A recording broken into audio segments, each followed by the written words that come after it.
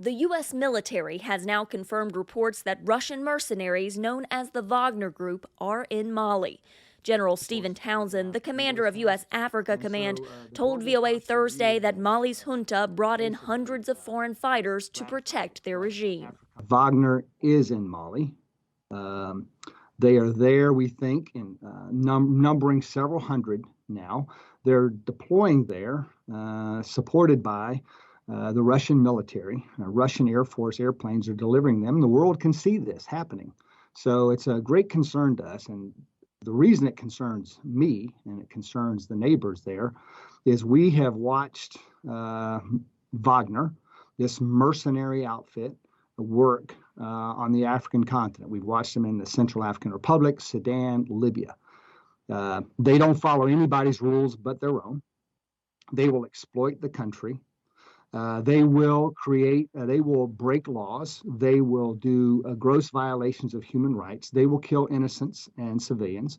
And then when the Malian people get tired of them, they won't leave. Townsend, who took over U.S. Africa Command in 2019, also told VOA the most active global competitor in Africa is not Russia, but China.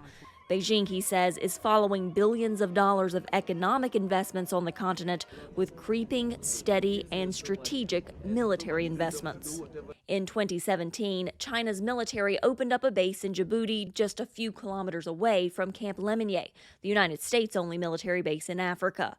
The general said Beijing now looks to Africa's western coast, intent on building a military airbase or naval facility in Equatorial Guinea. They're putting chips down in all these countries on the Atlantic coast. They know that they won't get a yes in many cases from many of those countries, but by asking and trying to get a base in all these countries, one or two of them may say yes. And we think that the place that they've got traction right now is Equatorial Guinea.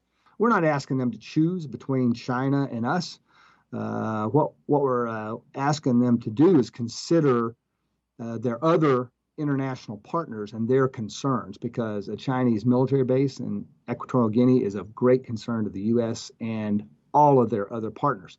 In addition to Chinese military expansion, Townsend said he's monitoring a less obvious threat to U.S. interest on the continent, the one from Iran. We are starting to see them express increasing interest in Africa and starting to make some inroads there. I think their inroads are going to be malign in nature. And so we're just keeping an eye on it. It's very nascent, but it's happening now, and we're watching it. Can you give us any examples? Can you get into a couple of examples of that? I'll just say that they're intelligence related, and their arm of the Iranian security apparatus that engages in malign activity in the Middle East is the same arm that's now engaged on the African continent.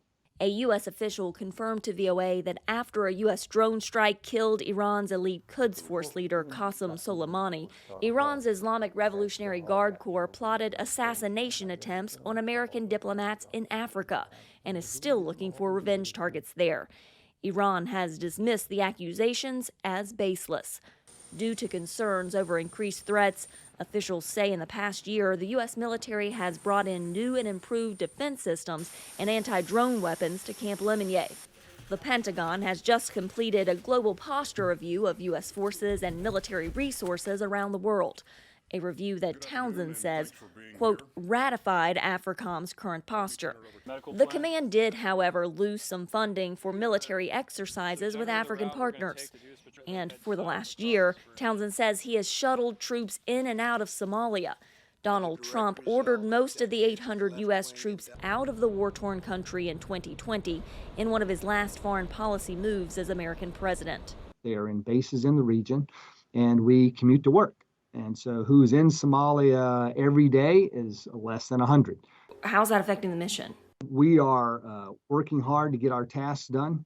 I think that there's more effective and efficient ways to do that. We provided those recommendations to the Secretary of Defense, and we're waiting for decisions there.